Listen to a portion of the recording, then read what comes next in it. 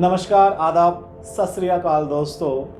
आधुनिकता जैसे जैसे नए आयामों को गढ़ रही है, मनुष्य की निर्भरता भी इसके ऊपर बढ़ती चली जा रही है। या मैं यूँ कहूँ कि हम मनुष्य तकनीक के गुलाम बनते चले जा रहे हैं, तो शायद ये गलत नहीं होगा।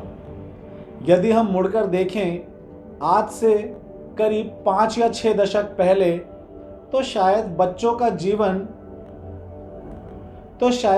का बचपन ही हुआ करता था, जहां बच्चे पकड़म पकड़ाई, लट्टू, गिल्ली डंडा, काटिम काटा या अन्य खेल खेला करते थे, जिसमें शरीर के साथ साथ मस्तिष्क का भी विकास अनायास ही हो जाया करता था।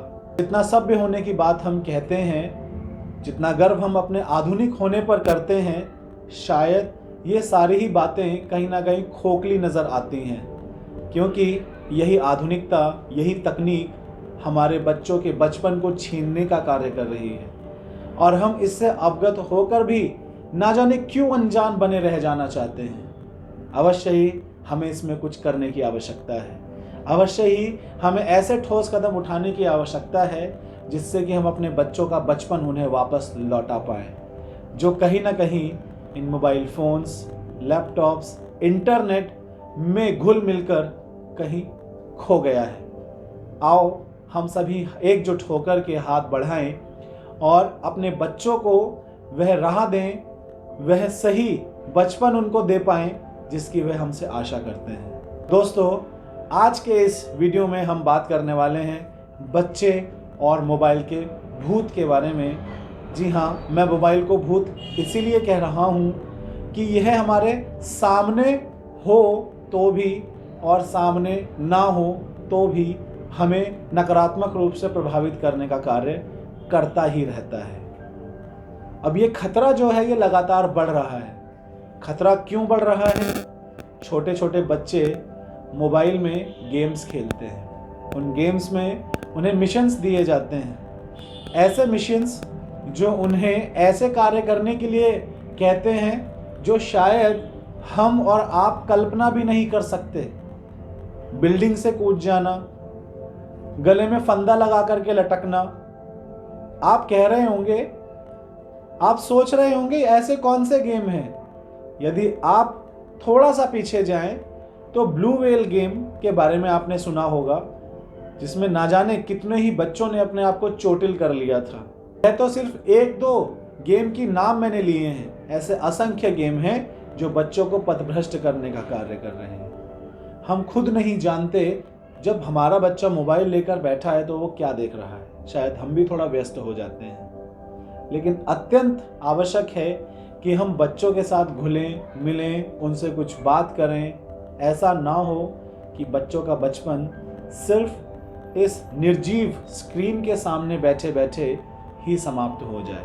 हमें उनके अंदर की आशाओं को, इच्छाओं को वह पंख प्रदान करने हैं, वह गति प्रदान करनी है जो शायद वह हमसे आशा जमाए हुए हैं। तो आओ हम सब मिलकर के एकजुट हो जाएं और बच्चों को उनका बचपन लौटाएं। यही mobile phone, laptop, computer, television, जिसमें आजकल वाईफाई का चलन बहुत ज़्यादा बढ़ गया है, कहीं ना कहीं अनेक प्रकार के रोगों को उत्पन्न करने का भी कारण यही है। चाहे वो नेत्र संबंधी रोग हों या मस्तिष्क संबंधी। हमने देखा है बच्चे आजकल यदि मोबाइल ना मिले तो खाना ना खाने की धमकी देते हैं, गुस्सा हो जाते हैं, चीज़ें तोड़ने फोड़ने लगते हैं, अर्थात वे कहीं ना कहीं अपना मानसिक संतुलन तक खोने लगे हैं।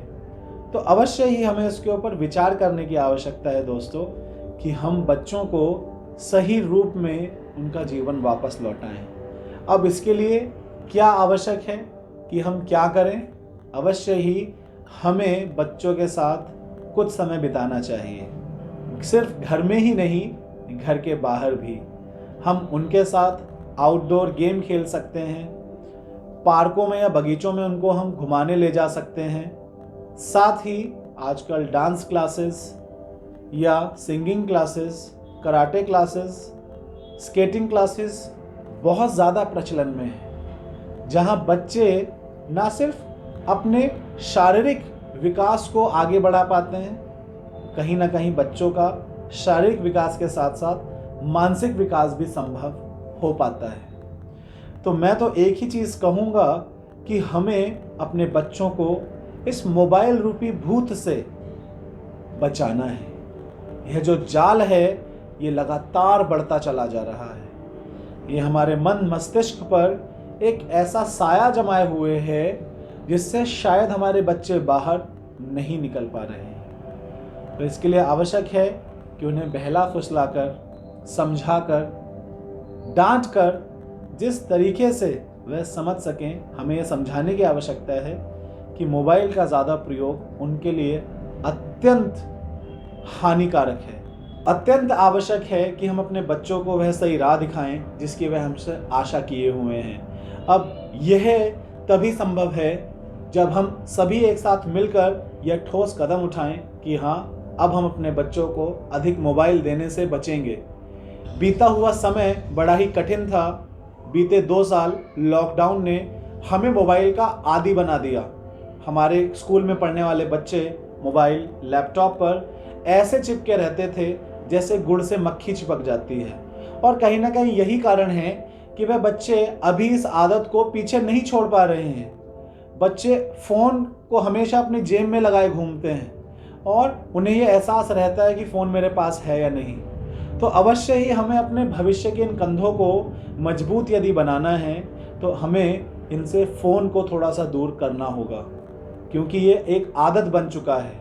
और इस आदत से हमें अपने बच्चों को दूर यदि करना है तो उसमें हमारी भूमिका बहुत अहम बन जाती है। तो आशा है आप मेरी बात से सहमत हैं कि हमें यदि मोबाइल को बच्चों से दूर ले जाना है तो उसमें एक माता पिता के रूप में, एक शिक्षक के रूप में हम ही एक अहम भूमिका निभा सकते हैं। अवश्य ही बच्चे चंचल होते हैं, थोड़े अधिक नादान भी, और उनकी इसी नादानी को समझते हुए हमें उन्हें सही राह दिखाने की आवश्यकता है। हम उन्हें बातों से तो शायद ये ना समझा सकें कि फ़ोन तुम्हारे लिए हानिकारक है। अवश्य ही यदि हम उनके दिमाग को ऐसी जगह प्रयोग करने की कोशिश करें जहां वे ज़्यादा आनंदित महसूस कर सके तो अवश्य ही उनके दिमाग से मोबाइल का भूत धीरे धीरे दूर जाता हुआ प्रतीत होगा। तो दोस्तों, मेरी सिर्फ आपसे यही प्रार्थना है कि हमारे देश के भविष्यों को हमें इस प्रकार खोने नहीं देना है कि वह सिर्फ मोबाइल में ही खो कर के रह जाएं। हमें उन्हें सही राह दिखानी है और इसके लिए आवश्यक है कि हम एक कदम आगे बढ़ाएं और अपने बच्चों को मोबाइल के चंगुल से, मोबाइल के जाल से दूर करने के लिए खुद एक अहम किरदार बनकर उनके जीवन में उतरें और उन्हें वह सारी खुशियां दें जो शायद वे एक मोबाइल में खोजने की कोशिश करते हैं।